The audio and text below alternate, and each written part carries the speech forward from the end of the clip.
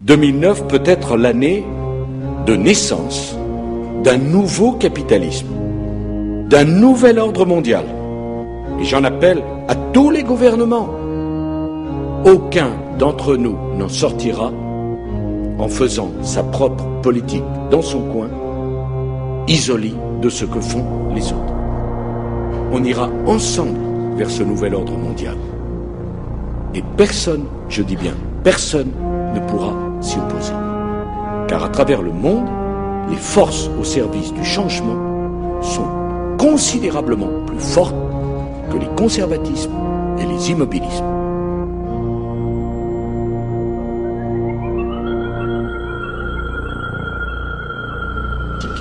Cette crise marquera sans doute pour l'histoire le commencement véritable du XXIe siècle.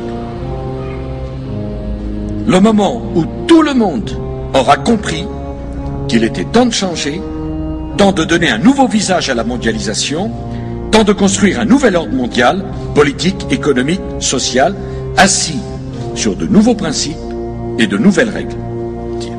Le sommet mondial pour refonder le capitalisme, c'est l'Europe qui l'a proposé. Le nouvel ordre mondial, c'est autour des propositions de l'Europe qu'il se construira. Plus que jamais, l'Europe prend conscience qu'elle a besoin d'un véritable gouvernement économique, dont elle vient d'expérimenter ce qu'il pourrait être et l'utilité qu'il pourrait avoir.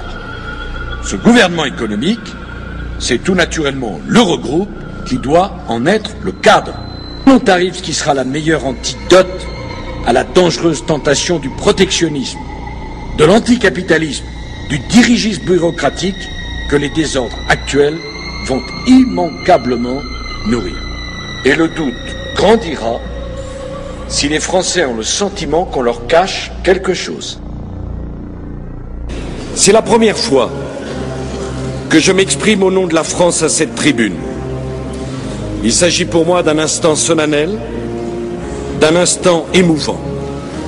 C'est un véritable New Deal à l'échelle planétaire qui est nécessaire. Un New Deal écologique et économique.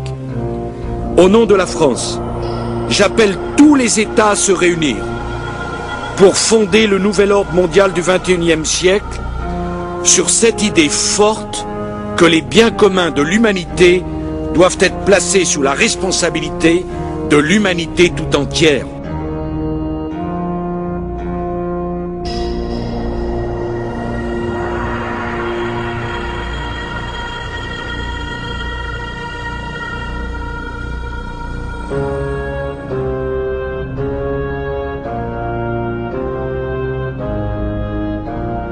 Et personne, je dis bien personne, ne pourra s'y opposer.